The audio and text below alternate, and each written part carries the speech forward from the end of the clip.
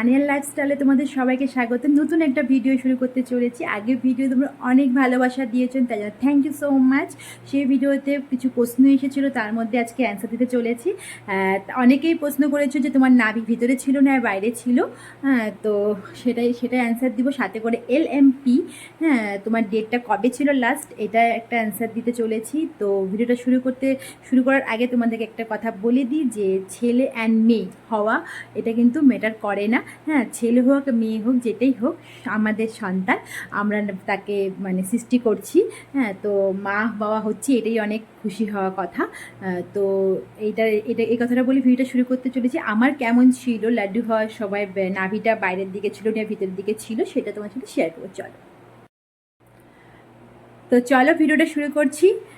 তো মনোযোগ দিয়ে অবশ্যই সবাই শোনো, যারা কমেন্ট করছে তারাও শোনো, যারা ভিডিওটা দেখছো তারাও অবশ্যই শোনো, যারা নিউলি প্রেগনেন্ট হয়েছো, যারা হলো মানে উৎসুক, মনের মধ্যে একটা উৎসুক থাকে যে এইটা দেখে বুঝতে পারবো আমার ছেলে হয়েছে না মেয়ে, যে গর্ভে এতদিন মানে 9 মাস ধরে ধারণ করছি, তাকে মানে একটা জানার ইচ্ছা থাকে সব মাদের যে আমার ছেলে হবে না মেয়ে হবে, মনে মনে ইচ্ছুক থাকে।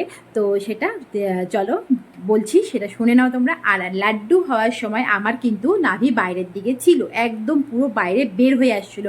8 মাসে তো একদম বাইরের দিকে ছিল, পুরো নাভিটা বাইরে বের হয়ে এসেছিলো। তো একটা কথা বলে দিই, এখানে নাভি বাইরে আর ভিতরে থাকলে কিন্তু, ভিতরে থাকলে মেয়ে আর নাভি বাইরে থাকলে ছেলে, এখানে কোনো কিছু এটা ম্যাটার করে না। এটা বৈজ্ঞানিক কোনো প্রমাণ নেই।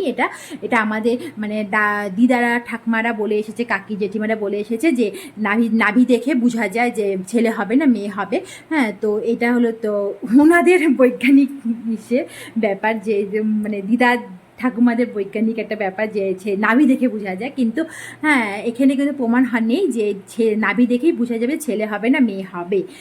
অ্যাকচুয়ালি নাভিটা অনেকের বাইরের দিকে বের হয়ে আসে যখন বাচ্চাটা বড় হয়, 8-9 মানে 8 মাসে 7 মাসে যখন বাচ্চাটা বড় হয়, তখন চাপে তখনকার নাভিটা কিন্তু বাইরের দিকে অনেকে বের হয়ে আসে, আর অনেকের ভিতরের দিকেই থাকে। তা মানে না যে যার ভিতরে আছে তার হলো ছেলে মেয়ে হবে, এটা কোনো ব্যাপার না। তারও এরকম আমি দেখেছি, যার ভিতরে নাভি আছে তারও ছেলে হয়েছে। আমি কিন্তু এরকম দেখেছি, এরকম কেস আমি দেখেছি। অনেকের বাইরের দিকে নাভি থাকা সত্ত্বেও তার মেয়ে হয়েছে, এটা আমি দেখেছি। এই জন্য বলে দিলাম। তো আমার কিন্তু নাভি কিন্তু লাড্ডু হওয়ার সময় পুরোপুরি বাইরে ছিল, আর এই জন্য আমার ছেলেও হয়েছে। তার জন্য মানে নাভি বাইরে ছিল দেখে ছেলে হয়েছে তার জন্য না। মানে এটা বাইরে ছিল নাভিটা। তো তোমরা জানতে চেয়েছিলে, জানিয়ে দিলাম। আর আরেকটা যেটা হলো, তোমরা হলো জানতে চাইলে LMP মানেটা সবার আগে বলে দিই। LMP মানে হলো লাস্ট পিরিয়ডটা কবে হয়েছিল তোমার, মাসিক যেটা বলে কবে হয়েছিল, সেটা হলো LMP শর্ট ফ্রেম, মানে শর্ট নামটা LMP। তো আমার হয়েছিল ফেব্রুয়ারি 18 তারিখে হয়েছিল, লাস্ট হয়েছিল ফেব্রুয়ারি 18 তারিখ। তো মার্চ মাসে 18 তারিখে আমার তো মানে পিরিয়ড হওয়ার কথা ছিল মার্চ মাসে 18 কিন্তু হয়নি। তো আমি এপ্রিলের 22 তারিখে আমি মানে টেস্ট করেছিলাম, ঘরোয়া টেস্ট। তো ঘরে টেস্ট করে দেখি পজিটিভ এসেছে। তো আমি ডাক্তারের কাছে গেছিলাম, ডাক্তারের কাছে গিয়ে ডাক্তার আমাকে আল্ট্রাসাউন্ড করতে দিয়েছিল।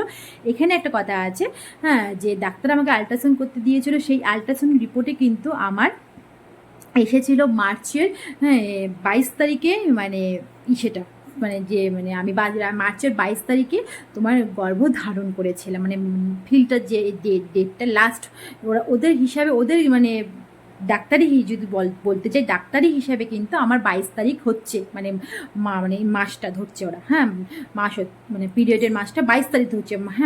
তো সেখানে আমি ডাক্তারকে বললাম যে আমার তো 18 তারিখ হয়েছে, তো 22 তারিখ কেন ধরছো? বললো যে এরকম অনেক সময় হয়ে থাকে। তো তখন মানে ডেট আপনার হয়তো শরীর খারাপটা লাস্ট হয়েছিল ওই ডেটে, কিন্তু তখন হয়তো বাচ্চাটার গর্ভধারণ হয়নি, অনেক সময় পরে হয়ে থাকে। অনেক ক্ষেত্রে হয়ে থাকে এটা। তো ওই জন্য তখন ডাক্তার আমাকে শর্ট ফর্মে এতটুকু বুঝিয়েছিল, তখন ডাক্তারদের আর মানে করিনি। কিন্তু আমার লাস্ট পিরিয়ড হয়েছিল ফেব্রুয়ারি 18 তারিখ। তো চলো, আশা করি তোমাদের বোঝাতে পারলাম যারা যারা প্রশ্নটা এই সে করছি মানে বলেছিলে। আর ভিডিওটা ভালো লাগলে সবাই লাইক কমেন্ট শেয়ার অবশ্যই করো। চ্যানেলটা কি করছো, চ্যানেলটা সাবস্ক্রাইব করে দাও। এত ভালোবাসা তোমরা দিচ্ছ, অবশ্যই পাশে থাকো। ভালোবাসা তোমরা এই ভালোবাসা দাও, পাশে থাকো। আমি সুন্দর সুন্দর ভিডিও নিয়ে তোমাদের সাথে চলে আসবো।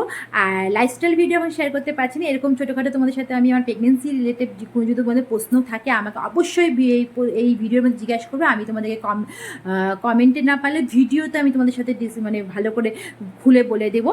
হ্যাঁ, যেটা আমার তোমাদের যত প্রশ্ন আছে, তো আমাকে এই ভিডিওতে যদি সবাই প্রশ্ন করো কী কী তোমাদের জানতে ইচ্ছা আছে না আছে, তো তোমাদেরকে আমি জানাবো, ঠিক আছে? আর এখানে ভিডিওটা শেষ করছি। সবাই ভালো থেকে সুস্থ থাকো। টাটা। আর কোনো প্রশ্ন থাকে তো অবশ্যই জিজ্ঞাসা করো। চ্যানেলটা সাবস্ক্রাইব অবশ্যই করে দিও। ভালো ভালো ভিডিও তোমাদের সাথে শেয়ার করবো। চলো।